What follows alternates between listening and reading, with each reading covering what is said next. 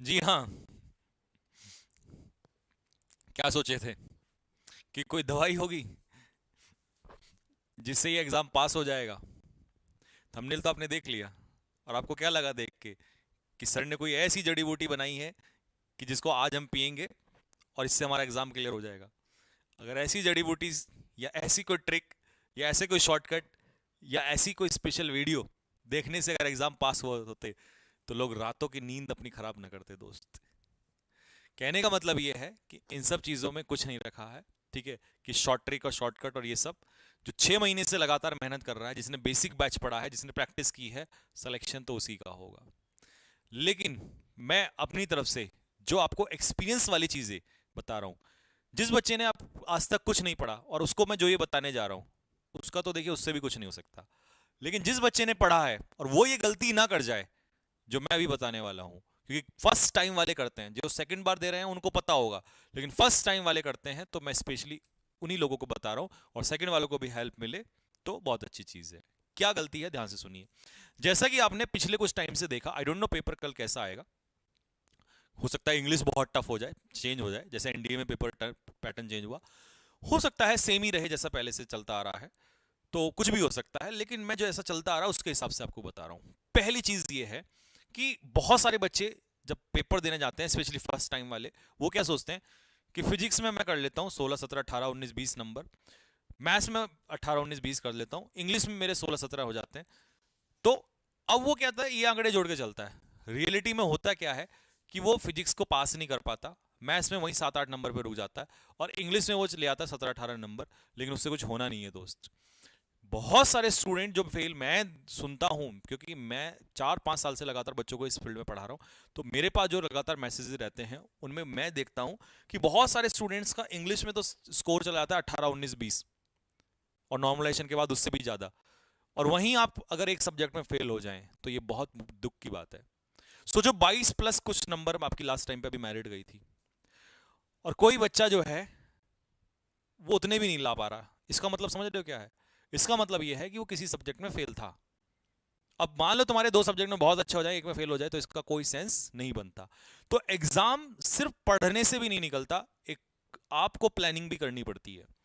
जब आप मैदान में उतरेंगे तो स्पेशली फिजिक्स और क्योंकि आप टेक्निकल के स्टूडेंट हैं, पहले मैं टेक्निकल वालों को बता रहा हूं, तो टेक्निकल के स्टूडेंट हैं आप, तो ऑब्वियस सी बात है वो ये चाहता है कि 12th पास करके बच्चा आया है तो उसकी नज़र में तुम ग्रेजुएट नहीं हो, तुम 12th पास कैंडिडेट हो। तो 12th पास से वो फिजिक्स और मैथ्स में दम लगाएगा, क्योंकि उसको पता है कि ये चीज़ तो तुम पढ़ के आए हो, अब तुमने नहीं पढ़ी वो तुम्हारी गलती है 11 12th में। लेकिन वो तो यही सोच के पेपर बनाता है। इंग्लिश को वो थोड़ा सा इसलिए लेवल टफ नहीं लेके जाता क्योंकि नहीं पढ़ी होती बहुत सारे बच्चों ने, वो चीज़ें नहीं होती वहां पर। तो तुम्हारा मैथ्स और उसमें फिजिक्स में तो दमखम देखेगा, और स्पेशली फर्स्ट मीटिंग वालों के साथ कुछ भी हो सकता है, क्योंकि पता नहीं कैसा पेपर आता है। अब जैसे फर्स्ट मीटिंग में मान लो बहुत टफ आ गया तो बाकी वाले सतर्क हो जाते हैं, तो ये फर्स्ट मीटिंग वालों के लिए तो एकदम से वार्निंग है कि आपने करना क्या है कि आपको सबसे पहले क्वेश्चंस को आपने देखा, अगर आपसे हो रहा है तो ठीक है, नहीं हो रहा है तो कई बार ऐसा होगा 5 क्वेश्चन लगातार आपने देखा हो ही नहीं रहे और आप डीमोटिवेट हो जाते हो। बिल्कुल भी नहीं होना दोस्त, यही तो खेल है पेपर निकालने का। क्योंकि जरूरी नहीं है आप फिजिक्स में आउट ऑफ आउट मार्क्स लेकर आए या मैथ्स में आउट ऑफ आउट लेकर, आपको लग रहा है 5 नहीं हो रहे 6 नहीं हो रहे हैं, कोई दिक्कत नहीं है, क्योंकि जबरदस्ती बोला नहीं हो रहे तो तुक्का तो मार ही देता हूँ, ये जो 2 3 पे मार देता हूँ ये गलत हो जाता है, ये निगेटिव ले जाता है आपको। तो आपने करना ये है कि आप स्पेशली जो क्वेश्चंस हो रहे हैं, और हर बच्चा ये कहता है सर आराम से 10 12 क्वेश्चन तो करने लायक थे, तो 10 12 13 जो क्वेश्चन है वो करने लायक वो ने करो ना, छोड़ो बाकी को, छोड़ दो।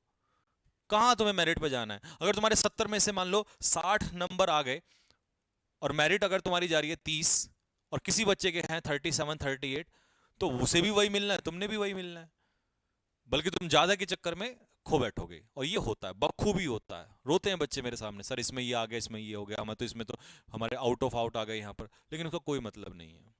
ठीक है, सेम केस मैथ्स का है। तो नहीं लेना आपको, ये ईगो पे नहीं लेना रिस्क। इंटेलिजेंस ही वही है, समझदार आदमी वही है जो अपना सबसे पहले पास मार्क्स ढूंढता है, अगर ज्यादा मिल रहे हैं तो करेगा, नहीं तो छोड़ देगा। और इंग्लिश में पूरी ताकत आजमाओ, क्योंकि वहां तो तुम्हें दिक्कत ही नहीं है। ठीक है। अब सेम केस रागा वालों के साथ होता है, रागा वाले रीजनिंग में मरते हैं नॉन वर्बल में। तो जितना हो पा रहा है उतना करो, तुक्के लगा के कोई फायदा नहीं है। ये तुक्के वाली वीडियो जो तुम सर्च कर रहे हो ना इस समय यूट्यूब पे, वो तुम्हें कोई फायदा नहीं है। मिल भी जाएंगी, व्यूज बढ़ाओगे, कोई फायदा नहीं है। जो तुमने पढ़ा है उसी से होगा, ठीक है। अगर तुक्कों की कोई दवाई होती तो उसमें सबसे पहले दुकान मेरी होती, ठीक है।